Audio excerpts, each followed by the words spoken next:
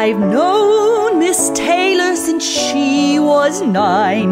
Those huge violet eyes were oh so divine. A shy, lovely creature, I became a teacher, knowing full well one day she would shine.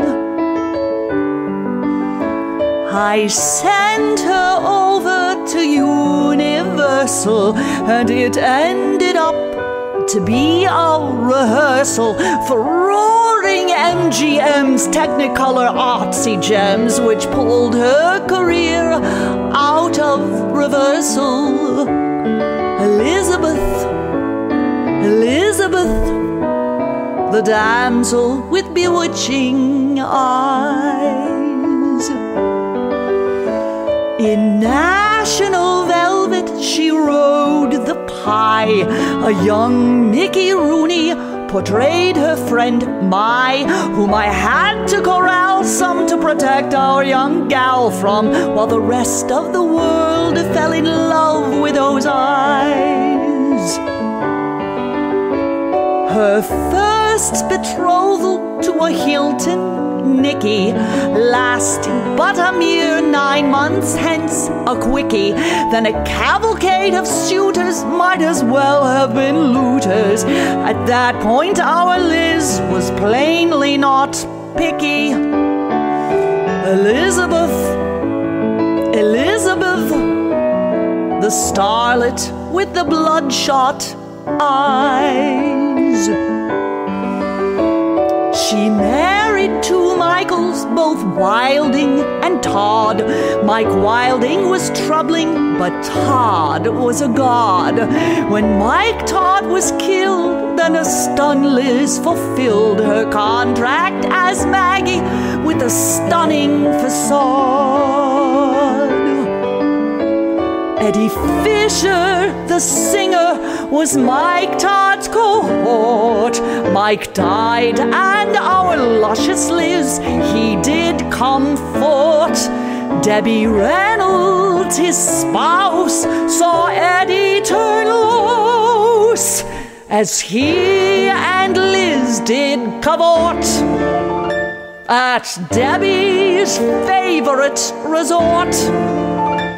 Of course, I had the poop on the scoop. I had to report, could not let them thwart.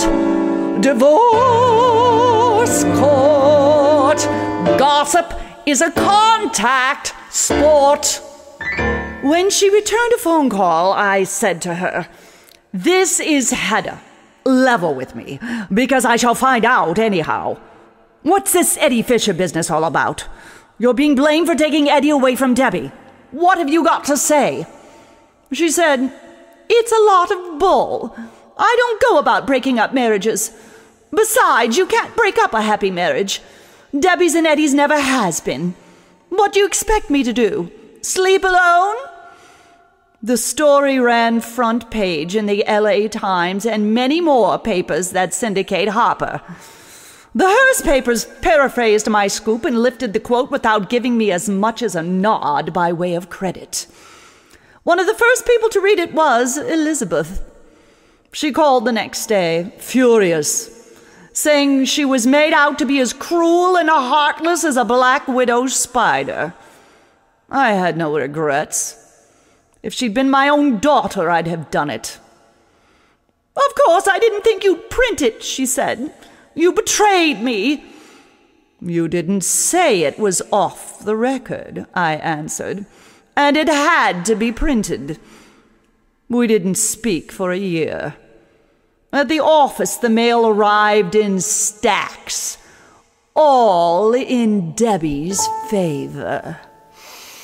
Elizabeth, Elizabeth, the trollop with the fiery eyes. She was up for an Oscar 4 years in a row.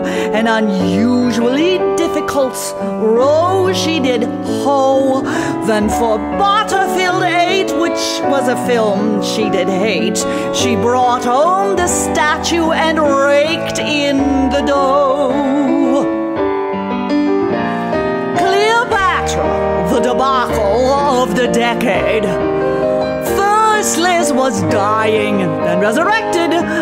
We had all prayed. Enter married Richard Burton. Outrageous scandal was certain. Who cares? Her unprecedented million. She